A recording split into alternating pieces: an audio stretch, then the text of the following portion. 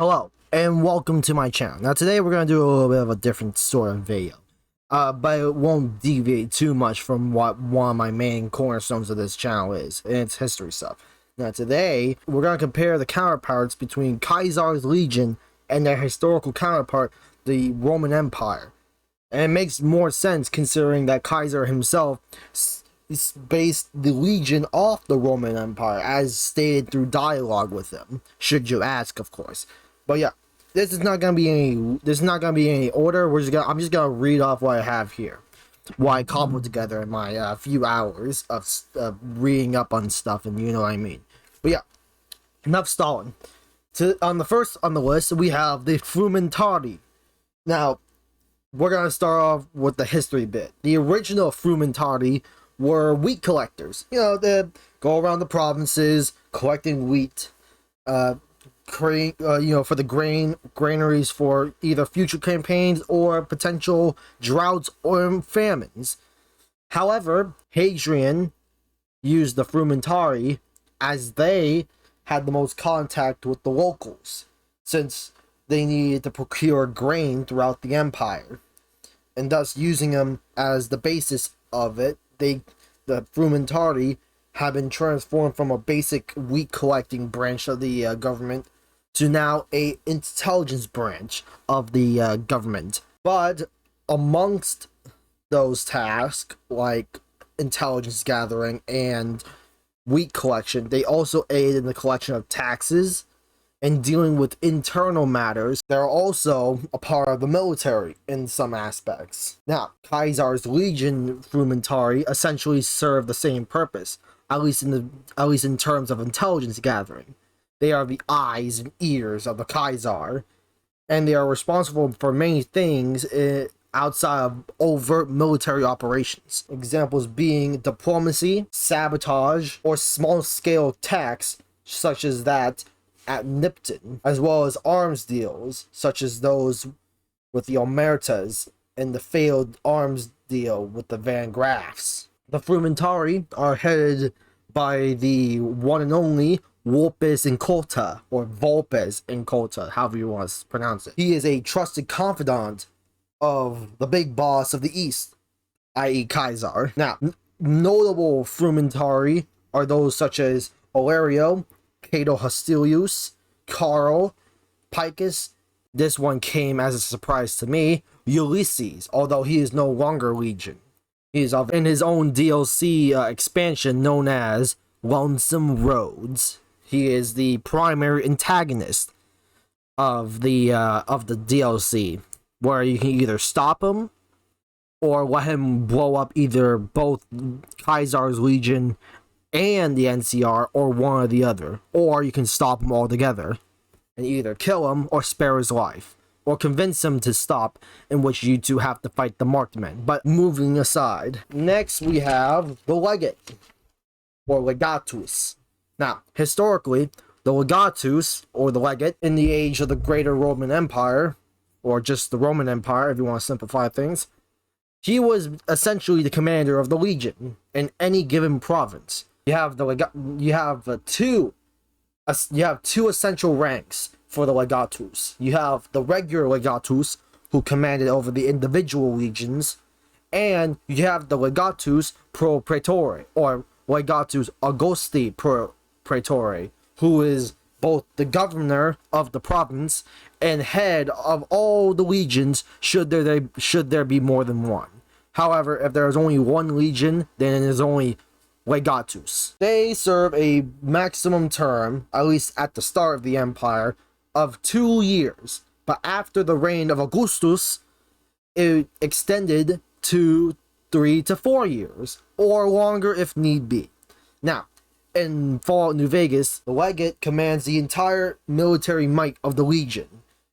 However, he is only second in command behind Caesar himself. To be the Legatus of the Legion, one must be appointed by the Caesar himself. In the timeline of Fallout New Vegas, there has only been 2 Legati, which is the plural for Legatus. The Burn Man was the first, also known as Joshua Grant of Utah, and currently Lanius, also known as the Monster of the East. Next one is the rank of Centurion, or Centurion, or Centurier, if you're gonna go plural. Historically, the Centurion was the commander of a century, which is comprised of around 80 men, despite being called a century. The rest of the century would be made up of auxiliaries. They wore a horizontal crest and were paid more than the basic legionnaire, and fought at the front lines of any given battle, predominantly, thus marking the centurion as those who lead by example. The highest ranking centurion was the primus pilus. He led the first cohort of a legion. However, despite that, he wasn't the supreme commander of the entire legion. That honor would go to the Legatus Legionis, the head commander of a legion. However, and his second in command, the Tribunus Lacticlavus, the senior tribune. Third in command was the Praefectus Castrorum, the camp prefect. And lastly, the last 5 officers to outrank a primus pilus would be the Tribuni Angusticlavi, the 5 other tribunes. Centurions would also have lieutenants, or lieutenants, known as optionis, or singular optio. In Fallout New Vegas, Centurions in Caesar's Legion are ranked just below the legate in the military hierarchy, and served as field commanders when the Legion undergoes any major military operations, but are generally kept away from the front lines due to their strategic value, making them different from their historical counterparts, as the Centurions would fight on the front lines. But despite this, they aren't pushovers by any means, as they were appointed in the first place due to their service and martial prowess. They're separated into 2 groups in game, as Legion Centurion, and the other simply known as Centurion. The former being seen potentially as part of a hit squad, should one have a negative reputation with the Legion. The latter is seen during the second battle of Hoover Dam.